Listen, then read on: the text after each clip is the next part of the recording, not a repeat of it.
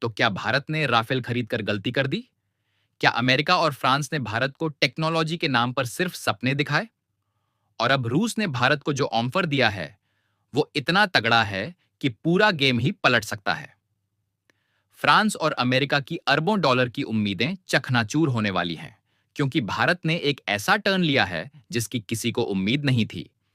America और France ने मिलकर भारत को टेक्नोलॉजी के नाम पर सिर्फ दिखावा किया। नमस्कार दोस्तों, स्वागत है आपका एक और धमाकेदार वीडियो में, जहां हम बात करने जा रहे हैं भारत, अमेरिका, फ्रांस और रूस के उस जटिल लेकिन बेहद रोचक गेम के बारे में, जहां सिर्फ फाइटर जेट्स नहीं, बल्कि अरबों डॉलर की रणनीतियां, ताकत की राजनीति और तकनीकी अखाड़ा दांव पर लगा हुआ है। तो चलिए समझते हैं वो पूरी कहानी। कैसे राफेल के सोर्स कोड ने भारत फ्रांस के रिश्तों में शक की दरार ला दी है, कैसे अमेरिका ने इस मौके पर अपनी चालें चलनी शुरू कर दी, और कैसे रूस ने बाजी पलटते हुए भारत को fifth generation fighter jet Sukhoi AU-57 का ऐसा प्रस्ताव दिया है जो फ्रांस और अमेरिका के होश उड़ा देगा। रूसी मीडिया के दावों के बीच एक और बड़ा और अहम मोड़ सामने आया, ऑपरेशन सिंदूर। इस ऑपरेशन ने भारत को एक कड़वा लेकिन जरूरी सबक सिखाया। अमेरिका और उसके नेता, खासकर डोनाल्ड ट्रंप, किसी के स्थायी मित्र नहीं होते। ट्रंप को एक बिजनेसमैन की तरह देखा गया, जिनकी नजर केवल मुनाफे और स्वार्थ पर होती है, चाहे सामने भारत जैसा रणनीतिक साझेदार ही क्यों ना हो। इस अनुभव ने भारत को झकझोरा और डिफेंस पॉलिसी को आत्मनिर्भरता और स्वतंत्र फैसले की ओर मोड़ दिया। यहीं से राफेल फाइटर जेट की कहानी सामने आती है। राफेल को तकनीकी रूप से बेहतरीन माना गया, लेकिन असली सवाल उठा सोर्स कोड को लेकर। सोर्स कोड वो टेक्निकल चाबी है जो किसी फाइटर जेट में बदलाव, अपग्रेड या स्वदेशी मिसाइलें जोड़ने की पूरी स्वतंत्रता देता है। लेकिन फ्रांस ने भारत को राफेल तो दिया, लेकिन उसका सोर्स कोड नहीं दिया। मतलब, अगर भारत अपने खुद के बनाए सस्ते और असरदार हथियार राफेल में लगाना चाहे, तो उसे पहले फ्रांस से इजाजत लेनी पड़ेगी। अब सोचिए, भारत के पास अगर 5 करोड़ रुपए की मिसाइल है, लेकिन फ्रांस और अमेरिका 25 करोड़ की मिसाइल बेच रहे हैं, तो भारत को मजबूरी में महंगे विकल्प ही लेने होंगे। यही है फ्रांस अमेरिका की डिफेंस मार्केट स्ट्रैटेजी, तकनीक रोको, बाजार पकड़ो। लेकिन अब रूस ने पलटवार किया है।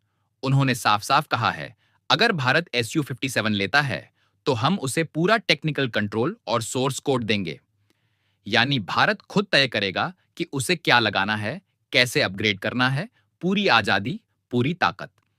अगर भारत चाहे तो सुखोई SU-57 का निर्माण भारत में ही शुरू हो सकता है, ठीक वैसे ही जैसे ब्रह्मोस मिसाइल भारत और रूस की साझा ताकत से बन रही है।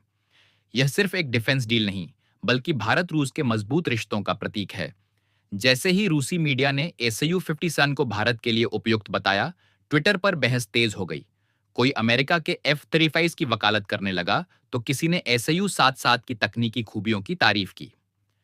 कुछ रिपोर्ट्स में तो यह तक दावा किया गया कि भारत की एक टीम रूस के लिए रवाना हो चुकी है और जल्द ही भारत 26 से 37 SU-59 खरीद सकता है। हालांकि भारत सरकार या एयरफोर्स की तरफ से अब तक कोई ऑफिशियल पुष्टि नहीं हुई है, लेकिन जैसा कहते हैं, जहां धुआं उठता है, वहां आग जरूर होती है। भारत और रूस के संबंध दशकों पुराने हैं। जब रूस यूक्रेन युद्ध के कारण अमेरिका और यूरोप ने रूस पर कड़े प्रतिबंध लगाए, तब भारत ने उनका साथ दिया। भारत ने दुनिया भर के दबाव को दरकिनार कर 42% कच्चा तेल रूस से खरीदा, वो भी ऐसे वक्त में जब बाकी देश रूस से दूरी बना रहे थे। ये दिखाता है कि भारत सिर्फ दोस्ती की बातें नहीं करता, निभाता भी है। अब बात करें SU-57 की, तो उसकी बढ़ती चर्चा से अमेरिका परेशान हो गया है।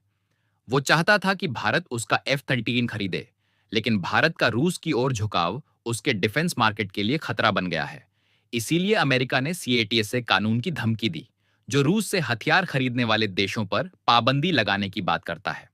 हालांकि जब भारत ने S-400 खरीदा, तब अमेरिका खामोश रहा, क्योंकि वो भारत जैसे विशाल मार्केट को नाराज नहीं कर सकता। अब आते हैं राफेल पर। इस वक्त भारतीय वायुसेना के पास 36 राफेल हैं।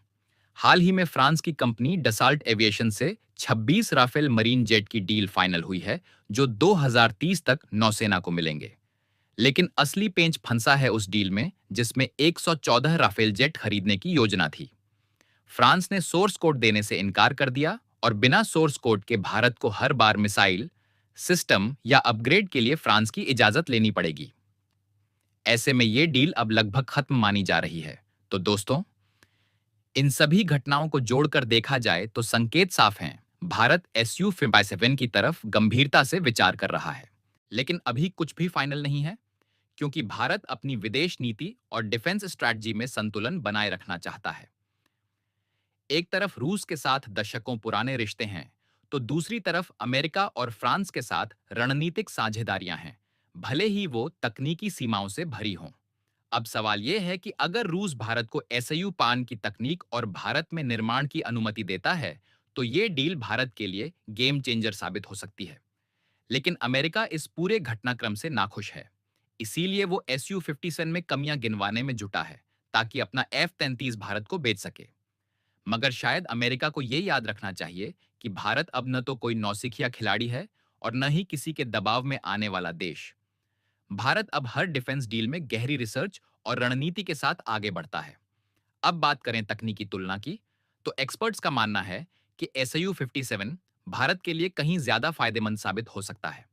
फीचर: SU-57 F-35 कीमत $33 million, $109 million. Engine power: 33,000 pound force, 43,000 pound force. Top speed 2,135 kilometre प्रति घंटा, 1,976 किलोमीटर प्रति घंटा payload capacity, 35,000 kilogram, 2,800 kilogram. Operational ऊंचाई 66,000 feet, 50,000 feet range, 3,500 kilometre, 2,800 kilometre.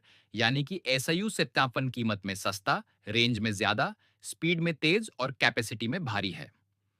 भले पावर थोड़ी कम हो, लेकिन मिशन की एफिशिएंसी में यह F-35 को भी पीछे छोड़ सकता है। अब फैसला भारत को करना है, क्या वह बिना सोर्स कोड के फ्रांस अमेरिका पर निर्भर रहेगा, या फिर रूस से पूर्ण तकनीक और स्वतंत्रता पाकर एक मजबूत कदम उठाएगा। अब बारी आपकी है, नीचे कमेंट में बताइए, क्या भारत को SU-57 खरीदना चाहिए या फिर तकनीकी नियंत्रण को नजरअंदाज करते हुए F-35 और राफेल को चुनना चाहिए। अगर आपको यह जानकारी पसंद आई हो तो वीडियो को लाइक करें, शेयर करें और चैनल को सब्सक्राइब करके बेल आइकन दबाना मत भूलिए, ताकि अगली बार भी हम आपको ऐसे ही मजबूत विश्लेषण और अंदर की खबरें समय पर दे सकें। जय श्री राम।